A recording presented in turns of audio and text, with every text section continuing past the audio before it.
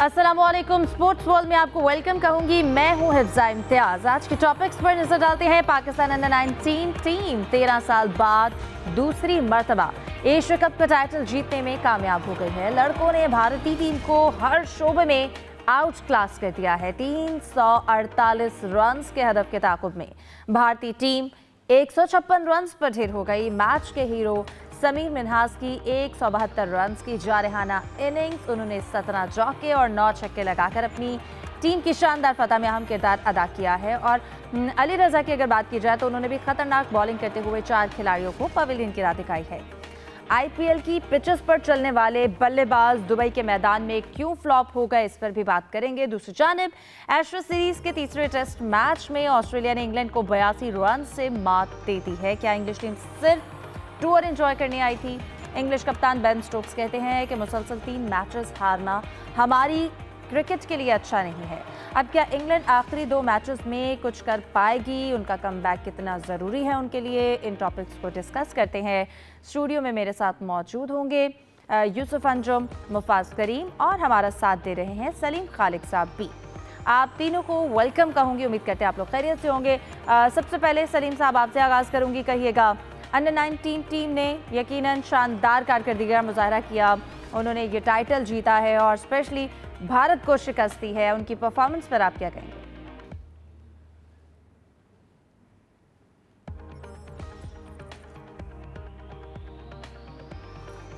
सलीम खालिक साहब से भी जानेंगे। यूसुफ, आपसे जानना चाहूंगी, आप इस हवाले से क्या बताएंगे? देखें हिफ्जा, मुझे तो ऐसा under 2017 IC champion trophy Pakistan ने जब जीती तो वो फीलिंग आ रही जब पाकिस्तान ने इंडिया को हराया था और बिल्कुल इसी तरह हीरोज़ का इस्तकबाल किया गया था। और जिस तरह हमने इन यंगस्टर को देखा कि उनका यहाँ पे पजीराई हुई और ख़ास तौर पर जो वज़ीर-ए-आज़म साहब की जानिब से उनको मदऊ करना, वहाँ पर उनकी हौसला अफजाई करना, उनके लिए इनामात का ऐलान करना, 1 करोड़ रुपये का ऐलान उन्होंने किया यहाँ पर। तो इससे मेरे ख्याल में ये एक पाकिस्तान का मुस्बत इमेज है जिसको दुनिया में जाएगा कि पाकिस्तान की जो अवाम है वो क्रिकेट से प्यार करती है, खेलों से प्यार करती है और उनको जो हौसला अफजाई है खिलाड़ियों की उससे सिलसिले में यकीनी तौर पर इससे जो आने वाला वर्ल्ड कप होगा उससे पहले जो जिम्बाब्वे के साथ सीरीज़ है उसमें भी काफ़ी इनका हौसला बढ़ेगा। नौजवान खिलाड़ियों का बहुत ही अच्छी रिमार्केबल परफॉर्मेंस थी पाकिस्तान की टीम की थ्रू आउट दी ये अंडर 19 एशिया कप।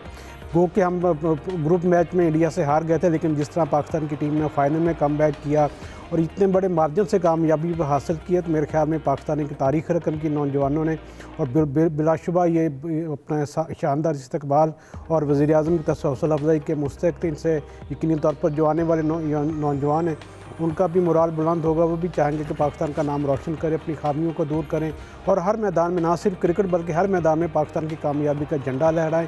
ये पाकिस्तान के मुस्बत इमेज दुनिया में जाएगा, उससे पाकिस्तान की यकीनी तौर पर इकनॉमी में भी बहुत ज़्यादा इजाफा देखने को मिलेगा। सही। आप क्या कहेंगे अली रजा की बॉलिंग के हवाले से? यकीनन उन्होंने भारतीय मिडिल ऑर्डर को तोड़ दिया।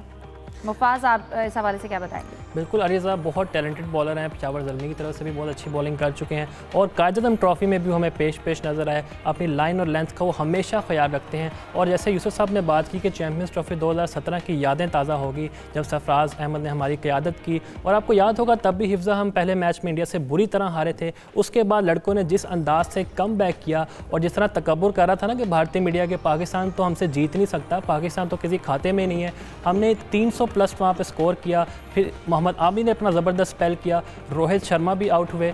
इसके अलावा विराट कोहली का जब कैच पकड़ा शादाब खान ने, मैं समझता हूँ आउटस्टैंडिंग है। और कल जिस अंदाज से समीर मिन्हास ने बैटिंग की, 172 रन की शानदार उन्होंने इनिंग्स खेली जिसमें 9 छक्के उनके शामिल थे। और ये लड़के कल को इंशाल्लाह पाकिस्तान को भी रिप्रेजेंट करेंगे और हमारा भी यही कहना है कि इनको कल इंटरनेशनल क्रिकेट में भी लाया जाए, क्योंकि अब आपको पता है आगे T20 वर्ल्ड कप आ रहा है, उससे पहले हमें श्रीलंका के खिलाफ भी मैदान में उतरना है। तो अब हम इनको अगर मौका दें तो ये बहुत ज़रूरी है, क्योंकि आपको पता है साइम अयूब के बारे में अगर हम बात करें, नो डाउट बहुत टैलेंटेड खिलाड़ी हैं और नंबर 1 वो ऑलराउंडर भी रह चुके हैं आईसीसी की रैंकिंग में, लेकिन उन्होंने 6 डक्स हासिल किए थे एशिया कप में। तो उनकी जगह अगर हम किसी एक खिलाड़ी को मौका दे दें तो ये बहुत अच्छी चीज़ होगी पाकिस्तान क्रिकेट के लिए। तो आजमाने में तो कोई हर्ज नहीं है ना। हमारे यहाँ तो बस यही है कि right man for the right job का हमेशा मसला रहा है। सलमान आगा की अगर परफॉर्मेंस की बात करें तो वो ओडीआई और टेस्ट में तो चल जाते हैं, लेकिन T20 में वो स्ट्रगल करते हैं। तो इंशाल्लाह मुझे उम्मीद है कि लड़के पाकिस्तान को आगे आके रिप्रेजेंट करेंगे। जैसे मोहसिन नकवी साहब ने कल वाज़े तौर पर सरफराज अहमद को भी हदायत की कि इनका आप खसूसी तौर पर ख्याल रखें, इनको पॉलिश करें ताकि कल को आके पाकिस्तान का नाम रोशन कर सकें। सही। सलीम साहब आप हमारे साथ मौजूद हैं। ठीक है, सलीम साहब से भी इस हवाले से जानेंगे। यूसुफ, आपको क्या लगता है, अगर हम इंडियन कैप्टन महातिर के हवाले से बात करें, क्या लगता है आईपीएल में वो परफॉर्म कर चुके हैं, उसके बावजूद भी उन फ्लैट पिचेस पे तो वो छा जाते हैं, लेकिन दुबई में वो नाकाम क्यों रहे? उनकी स्ट्रैटेजी के हवाले से क्या बताएंगे, या फिर मेंटल स्ट्रेंथ का हम कहें कि फुकदान नजर आया? देखें हिफ्जा, सिर्फ मतलब वो महातरे नहीं थे, बल्कि उनके साथ 2 और खिलाड़ी भी आईपीएल खेल चुके हैं, राजस्थान रॉयल की नुमाइंदगी कर चुके हैं, चेन्नई सुपर किंग्स की तरफ से वो खेल रहे हैं। एक बड़ा नाम था, उनसे बड़ी लोगों की उम्मीदें ज़्यादा थी कि वो अपनी टीम के लिए अच्छी परफॉर्मेंस देंगे। तो मेरे ख्याल में जिस तरह पाकिस्तान की टीम ने उन पर अटैक किया, बॉलर ने खासतौर पर अली रज़ा, उसके अब्दुल सुभान, सयाम वगैरह ने बड़ी अच्छी रन के साथ अपनी बॉलिंग की उनको काबू में किया। तो इससे साबित होता है कि सिर्फ आप आईपीएल खेलने से कोई खिलाड़ी बड़ा नहीं हो जाता। जब अब तक आप अच्छी परफॉर्मेंस नहीं देंगे मैदान में, उस वक्त तक आपका कोई भी गुण नहीं गाएगा। तो कल उनका जो गरूर था उसको हमने खाक में मिलते हुए देखा। पाकिस्तान की टीम ने शानदार परफॉर्मेंस दी। और यहाँ पर ये भी जिक्र करना ज़रूरी है कि समीर के हवाले से, वो इरफात मिनास के चूँकि वो छोटे भाई भी होंगे, एक उससे और छोटा भाई है मुल्तान में, वो भी क्रिकेट खेलता है। और ये एक दिन मुझे लगता है कि जिस तरह हनीफ बरादरान ने पाकिस्तान की नुमाइंदगी की, कामरान अकमल बरादरान ने नुमाइंदगी की, तो इस तरह अब मिनास बरादरान की बारी आने वाले दिनों में मेरे ख्याल में हम देखेंगे कि पाकिस्तान की टीम में ये बरादरान भी खेलते हुए नज़र आएंगे। पाकिस्तान के हवाले से यकीनी तौर पर बड़ी अच्छी बात है कि पाकिस्तान की टीम ने ये कामयाबी हासिल की है। वज़ीर-ए-आज़म साहब ने उनको मदऊ किया, लेकिन क्या ही अच्छा होता, क्या ही अच्छा उसको प्लानिंग ज़रा बेहतर किया जा सकता था कि पाकिस्तान की टीम, आपको पता कि इससे पहले जो राइजिंग स्टार एशिया कप की फातह टीम थी, उसके हवाले से भी तकरीब होना बाकी थी। फिर हमने हांगकॉन्ग सिक्सर्स में ट्रॉफ़ी अपने नाम की। अगर उनको भी एक साथ बुला लिया जाता तो एक ही हल्ले में सारी चीज़ हो जानी थी। लेकिन चलो अच्छी बात है कि यंगस्टर की हौसला अफजाई हुई है। आपको पता कि सिर्फ अब ये अंडर-19 एशिया कप हमने खेला, जिसमें हमारे लिए मेन टारगेट था इंडिया को हराना, और इसके बाद हमें बहुत सारे चैलेंजेस हैं। ख़ासतौर पर उससे पहले जिम्बाब्वे में सीरीज़ है अफ़गानिस्तान और पाकिस्तान के दरमियान, जो 25 तारीख से शुरू होने जा रही है। पाकिस्तान की यही अंडर-9 टीम आज रात को जिम्बाब्वे के लिए भी फ्लाइंग मेरे ख्याल करने वाली है। और उसके आगे फिर आपको पता है कि अंडर-19 एशिया कप खेला जा रहा है, तो जिसमें अंडर-19 वर्ल्ड कप खेला जा रहा है, जिसमें पाकिस्तान का एक बार फिर इंडिया से भी टाकरा होगा, दूसरी बड़ी टीमों के साथ भी मैचेस होंगे। और उसमें जापान की टीम की भी एंट्री होगी और तंजानिया की टीम पहली बार वर्ल्ड कप में हिस्सा लेगी। तो इससे आप देख रहे हैं कि पूरी दुनिया में जो क्रिकेट है वो फैलती जा रही है, बड़ी उसकी डेवलपमेंट बहुत ज़्यादा हो रही है, यंगस्टर में लोग सामने आ रहे हैं। मुफाज ने अभी बात की कि इन लोगों को अभी सीनियर टीम की तरफ से भी मौका मिलना चाहिए। तो मेरे ख्याल में अभी उनको इस प्लेटफॉर्म पर मज़ीद पॉलिश होने की ज़रूरत है। हमने माज़ी में भी देखा कि अंडर-19 वर्ल्ड कप जब पाकिस्तान की टीम ने फ़तह हासिल की थी, जिसका हिस्सा थे उस वक्त सरफराज, और उसके बाद अंडर-19 जो वर्ल्ड कप हुआ, एशिया कप हुआ, उसमें बाबर आज़म की और पाकिस्तान की टीम को उस वक्त जो मुश्तरका इंडिया के साथ चैम्पियन करार दिया गया था। वहाँ पर भी बहुत से ऐसे खिलाड़ी थे जिनको हमने कहा कि हमें अपने हीरोज़ मिल गए हैं, हमें इनको लेके आगे चलना है, लेकिन उनको पॉलिश नहीं किया गया, उन पर ख़ास तवज्जो नहीं दी गई। लेकिन अब चूँकि मोहसिन नकवी साहब ने भी ख़ास तौर पर हिदायत की खिलाड़ियों का ख्याल रखा जाए और इनको ज़्यादा से ज़्यादा इंटरनेशनल टूर्स देने की ज़रूरत है।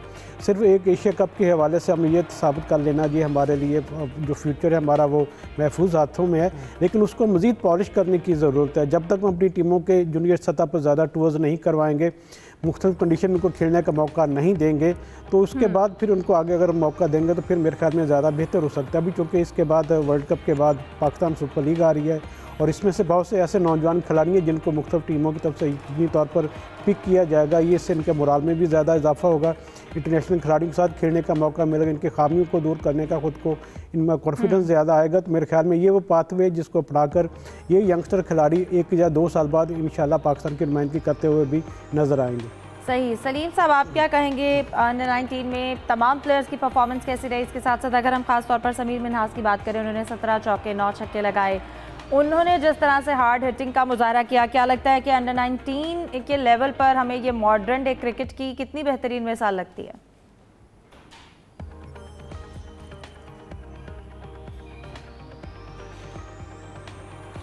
सलीम साहब को लगता है आवाज़ नहीं जा रही। ठीक है मुफाज, मैं यही सवाल आपकी जानिब लेकर आना चाहूँगी, आप इस हवाले से क्या बताएंगे? देखिए अफजा, मैं तो पहले ये बात करना चाह रहा हूँ कि जो ये इंडियन प्लेयर्स है, अगर सूर्यवंशी की हम बात करें, इसके अलावा जो महात्रे है, ये चेन्नई सुपर किंग्स की तरफ से खेलते रहे हैं और आज मैं समझता हूँ कि IPL बुरी तरह एक्सपोज हो चुका है। इनको फ्लैट ट्रैक्स दें तब ये चलते हैं, वरना जिनके हाथ पैर फूल जाते हैं जब भी इनके खिलाफ टफ पिचेज आती हैं। एक मिसाल मौजूद है, जिस तरह साउथ अफ्रीका ने इनको 2-0 से बदतरीन शिकस्त दी और गौतम गंभीर का मुंह देखने वाला था जब वो ड्रेसिंग रूम में बैठे हुए थे। तो ये अब इनके लिए आगे जाके मुश्किलात पैदा होंगी। जिस तरह की ये हरकतें करते थे, ये कहते थे कि हमने सलाम नहीं लेना पाकिस्तानी खिलाड़ियों से, फिर ड्रेसिंग रूम के दरवाजे बंद कर देते, फिर हमने इनको भरपूर जवाब दिया राइजिंग स्टार का इवेंट जीतकर। उसके बाद अब हमने इसमें अंडर 19 एशिया कप में भी इनको जो ना एक लिहाज से तमाचा मारा है कि आप क्रिकेट को इज्जत दें, आप किन हरकतों में पड़े हुए हैं। तो ये मैं समझता हूँ लम्हा फिक्री है BCCI के लिए भी, तो अभी भी मौका है। हमने आज भी ये बात की। ऐसा लगता है कि IPL जैसी जो लीग्स हैं वो अपने यंग प्लेयर्स को कोई एक नतीजा फेस क्रिकेट की बजाय सिर्फ स्पेक्टेटर क्रिकेट जो है वो ही सिखा रही है। बिल्कुल, और टेक्निक का भी मसला आ रहा था ना। आप ये देखें हिफ्जा के सूर्यवंशी, हमें ऐसा लग रहा था कि 348 का जो टारगेट है वो 10 ओवरों में चेस करना चाहते हैं। तो जब आपकी इंटेंट ही इस तरह होगी, ये कभी कभी चीज़ें काम आती हैं। दुबई में जैसे अभिषेक शर्मा पावर प्ले का फ़ायदा उठाते थे, तो ये सूर्यवंशी बिल्कुल बेवकूफ़ी कर रहे थे। 10 ओवरों में उन्होंने कहा चलो जी मैच ही ख़त्म कर देते हैं ताकि हम जाके जश्न मनाएं, और उनका पहले से ही ये मूड था कि वो वहाँ पे थोड़ा सा काम ख़राब करें, ट्रॉफ़ी ना लें मोहसिन नकवी साहब से। लेकिन उनका गुरूर खाक में मिल गया। लड़कों ने पाकिस्तान की इज़्ज़त रखी और हमें एक तोहफ़ा दिया, और मुझे यकीन है कि इंशाल्लाह ताला आगे जाके अब हमारे सीनियर्स के लिए भी पैगाम है। और मुझे ये इस बात पे जो यकीन है कि उनकी बॉडी लैंग्वेज में आपको पॉजिटिवनेस नज़र आएगी कि जी वो अच्छा परफॉर्म कर रहे हैं। तो अब इंशाल्लाह ताला ये लड़के अच्छा परफॉर्म करेंगे, हमारी सीनियर टीम भी अच्छा परफॉर्म करेगी, और इसी तरह हम श्रीलंका के खिलाफ सीरीज़ भी जीतेंगे और वर्ल्ड कप भी जीतेंगे। बिल्कुल। सलीम साहब, आप सुन पा रहे हैं तो बताइएगा, अंडर 19 में जिस तरह से हमारे बैट्समैन और बॉलर्स ने परफॉर्म किया, क्या लगता है बेंच स्ट्रेंथ को अगर देखा जाए तो हम कितनी मजबूत कर सकते हैं?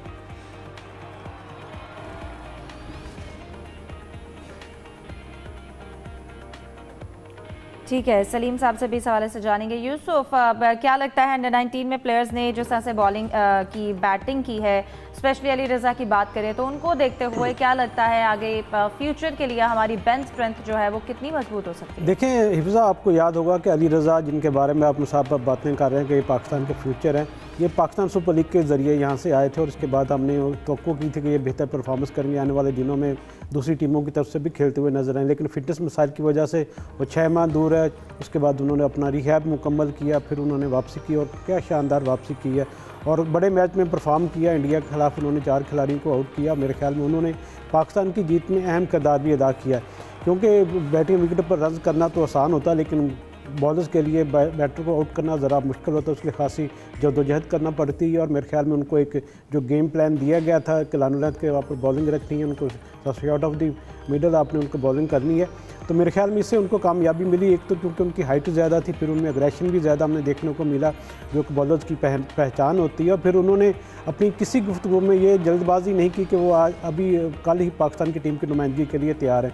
उन्होंने कहा कि मुझे अच्छा लगता है कि एक प्रोसेस के ज़रिए मैं आगे जाऊँ, छोटी पहले क्रिकेट खेलूँ, उसके बाद फिर बड़ी क्रिकेट की तरफ देखो। मेरे लिए क्योंकि आगे बहुत ज़्यादा फ्यूचर है, वो ब्राइट है, बहुत साल पड़े हैं मुझे अपने आप को मनवाने के लिए। तो मैं चाहता हूँ कि छोटी टीमों से अपना आगाज़ करूँ, फिर आस्ता आस्ता कौमी टीम तक पहुँचूँ।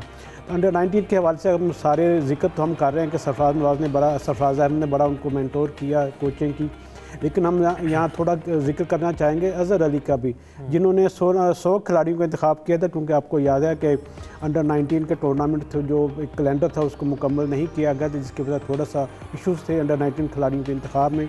अज़हर अली ने इस पर सारा चीज़ जिम्मेदारी अपने ली, उन्होंने कैंप भी लगाए वहाँ पर। फिर पाकिस्तान PCB ने उनकी जगह पर सरफराज अहमद को जिम्मेदारी सौंपी कि वो जूनियर टीमों के साथ पाकिस्तान के लिए अपनी जिम्मेदारियां निभाएंगे, उनको तजर्बा उनका मुंतकिल करेंगे। तो ये सारी चीज़ें थी, एक टीम वर्क था जिसकी पाकिस्तान को ट्रॉफी की शक्ल में नजर आई है। देखा हमने। सलीम साहब, कहिएगा, अंडर 19 एशिया कप में पाकिस्तान ने कल जो टाइटल अपने नाम किया है, आप इस हवाले से क्या कहेंगे हमारे प्लेयर्स की परफॉर्मेंस के लिए?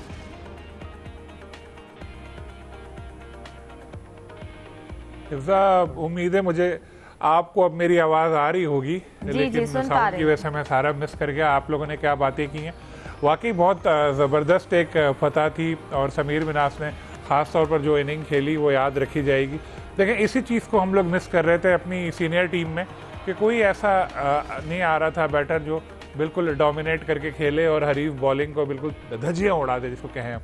लेकिन हमने ये चीज़ देखी कल के मैच में, और जिस तरह उन्होंने शुरू से चौके छक्के लगा रहे थे, एक बिल्कुल हावी हो गए थे इंडियंस, बिल्कुल हवास बाख्ता थे कि यार ये कर क्या रहा है, जिस वजह से इतना रन बने। एक वक्त तो ऐसा लग रहा था कि शायद पाकिस्तान 400 रन भी कर जाएगा, लेकिन फिर ऐसा हो नहीं सका, विकेट गिरी। फिर जब इंडिया की बैटिंग आई तो शुरू में उन्होंने मार धाड़ की, अली रज़ा की भी पिटाई हुई, लेकिन फिर कंट्रोल कर लिया पाकिस्तान ने ना। रन इतने ज़्यादा थे कि शुरू से इंडिया को बहुत तेज़ खेलना था, उस चीज़ को वो लोग संभाल नहीं सके।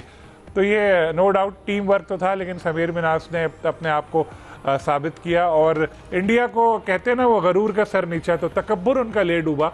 जिस तरह आपने मैच में भी देखा होगा कितनी बदतमीजियाँ कर रहे थे, बार बार एरोगेंस एक नज़र आ रही थी, क्योंकि बच्चे हैं, कम उम्र लड़के हैं, लेकिन इनको पैसा मिल गया है। सूर्यवंशी IPL से नाम कमाया, खूब पैसा भी कमाया, दूसरे भी प्लेयर है, इधर से पैसा इनके पास खूब आ गया। तो ये अपने ना बिल्कुल हवास से हट चुके हैं क्रिकेट से, अब इनकी तवज्जो दूसरी चीज़ों में ज़्यादा है।